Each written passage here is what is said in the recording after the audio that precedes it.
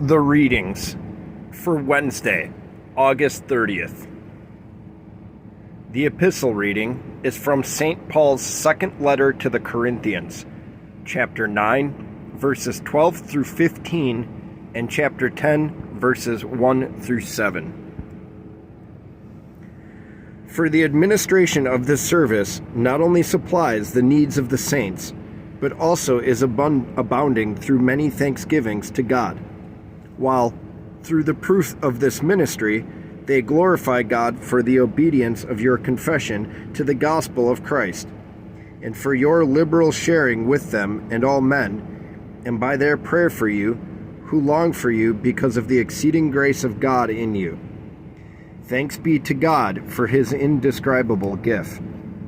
Now I, Paul, myself, am pleading with you by the meekness and gentleness of Christ, who in presence am lowly among you, but being absent am bold toward you. But I beg you that when I am present I may not be bold with that confidence by which I intend to be bold against some, who think of us as if we walked according to the flesh. For though we walk in the flesh, we do not war according to the flesh. For the weapons of our warfare are not carnal, but mighty in God for pulling down strongholds, casting down arguments, and every high thing that exalts itself against the knowledge of God, bringing every thought into captivity to the obedience of Christ, and being ready to punish all disobedience when your obedience is fulfilled. Do you look at things according to the outward appearance? If anyone is convinced in himself that he is Christ's, let him again consider this in himself, that just as he is Christ's, even so are we are Christ's. And that, of course, in case you didn't pick up on it, it's Christ apostrophe S, like possessive ownership. Let's hit some footnotes from the Orthodox Study Bible. So for verses chapter 9, verses 6 through 15, so a handful of verses before where we started reading. You can feel free to start at verse 6 in your own apps or Bibles if you wish. But for verses 6 through 15, it says, "Here is Paul's landmark teaching on Christian stewardship. The metaphor is not the giving of money, but the sowing of seed for a harvest. Where does the seed come from? God himself, as noted in verse 10. For chapter 10, verse 1, Paul replies to the charges of his opponents. Far from being weak, he is extraordinarily strong. But strength in spiritual warfare sometimes appears as weakness to the world. The meekness and gentleness of Christ is sometimes communicated in a lowly or humble fashion, and sometimes boldly. See verses 10 and 11. For chapter 10, verse 3, in the flesh refers to fallen human nature. For verses 4 through 6, the battlefield of spiritual warfare includes entrenched spiritual fortresses, as noted by the phrase strongholds, human reason, as noted by the phrase arguments in verse 5, human and angelic powers, as noted by the phrase every high thing that exalts itself, ideas, as noted by the word thought, and the will, as noted by the word obedience. So again, without the parentheses, I'll just read that really quick, straight through.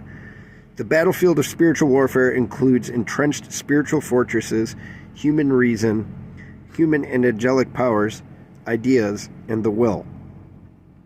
Our weapons include the cross, prayer, and the Word of God. Both our thoughts, as noted in verse 5, and our actions, as noted in verse 6, are to be submissive to Christ. The church is God's fortress, marching against the strongholds of disobedience. And for verses 7 and 8, so just one more verse in addition to what we read until, it says, some teachers in Corinth had claimed a special knowledge of or an esoteric relationship to Christ. See, this stuff is not new at all. The Christ consciousness and everything, this has been going on forever. People have been debunking this New Age stuff. Paul here counters their claim by boasting somewhat more of his authority. Not because he wants to boast, as noted in chapter 11, verse 1, in verses 16 through 19, and chapter 12, verses 1 and 11. But because the boastfulness of his enemies must be shown to be not only empty, but ruinous for those who believe them. The Gospel reading is from the book of Mark, chapter 3, verses 20 through 27. Then the multitude came together again, so that they could not so much as eat bread. But when his own people heard about this, they went out to lay hold of him, for they said, "He is out of his mind." And the scribes who came down from Jerusalem said, "He has Beelzebub, and by the ruler of the demons he cast out demons." So he called them to himself and said to them in parables, "How can Satan cast out Satan? If a kingdom is divided against itself, that kingdom cannot stand. And if a house is divided against itself, that house cannot stand. And if Satan has risen up against himself and is divided, he cannot stand, but has an end. No one can enter a strong man's house and plunder his goods, unless he first binds the strong man, and then he will plunder his house." All right, some footnotes from the Orthodox Study Bible. Looks like there is just one, and conveniently enough, it is for this entire reading, verses 20 through 27, and it just simply says to see the footnote at Matthew chapter 12, verses 22 through 30. This is a short reading today, so you know what? We're coming up on the end of this year. I'm feeling lucky. I'm going to flip there for you guys. So, from the footnote from Matthew chapter 12, verses 22 through 30, which the last footnote was just referencing, it says, Beelzebub, or Baal, was the prince of, quote, the dung heap, unquote, or Lord of the Flies, a god worshipped by the Philistines, as noted in 4 Kings chapter 1, verses 2 through 16. Here he is called ruler of the demons, as noted in verse 24.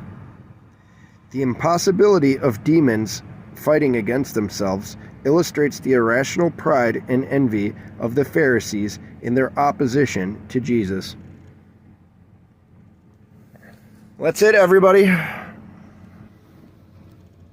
Thank you all for following along. It's been wonderful. And then check back in tomorrow if you want for Thursday's readings, and that will be the 365th day of this here exercise series, whatever you would like to call it. It's been a blast. I've learned a little bit about the Bible, a little bit more than I already knew. I learned that I need to hear other people say some of these names out loud. I need to go to more Bible studies or something, ask my priest about a lot of this stuff.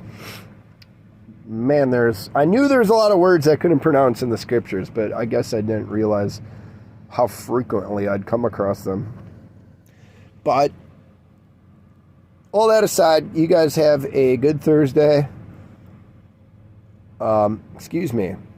It's Wednesday today. Getting ahead of myself here, thinking about tomorrow's readings. Have a blessed Wednesday. And please say a prayer for me, a sinner, as it would be very appreciated. Thank you.